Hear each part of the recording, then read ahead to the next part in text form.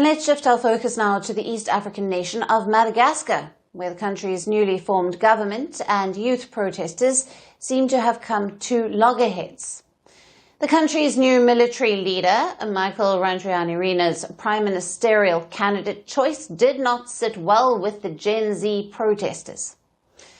Now, in a statement, leaders of Madagascar's Gen Z protest movement disapproved of the appointment of Herintsalama Rajaonarivelo as the Prime Minister. They expressed worry and said that the decision was made without dialogue. The Gen Z movement argued that the new Premier's appointment was contrary to the spirit of change and renewal. The youth leaders have vowed to continue mobilising, claiming that they would not allow old practices to be passed off as something new. They also added that they won't let their revolution be hijacked.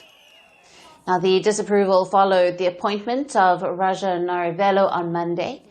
Madagascar's military leader defended his premier choice and said that Rajaonarivelo has the skill and the experience for the post, and added that he has relations with international organizations in other countries.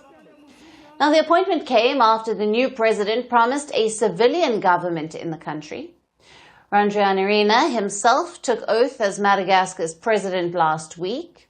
He led the elite CAPSAT army unit, which joined the anti-government protests and mutinied on the 11th of October. He promised sweeping changes and fresh elections in the poverty-stricken island nation.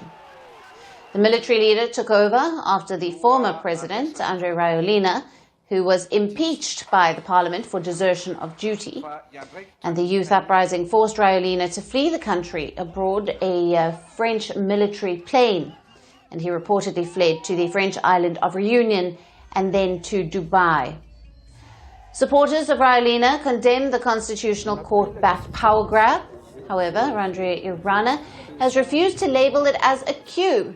And this, as the change of guard in Madagascar began with a water and power crisis. Now, the youth had hit the streets to oppose shortages, but soon the protests spiraled into a widespread movement that led to a mutiny. Rajoelina's exit has quelled the protests. But with the new Prime Minister's appointment and protesters' warning of continued demonstrations, Madagascar seems to have returned to square one, with youth opposing the government. Will this lead to another uprising, or will the newly formed government be able to allay the fears of the youth leaders who feel left out? Want the facts? The latest developments? News that gets straight to the point. Well, we've got all three just for you. This is Firstpost Live, a brand new show, your window into what really matters. Don't miss it.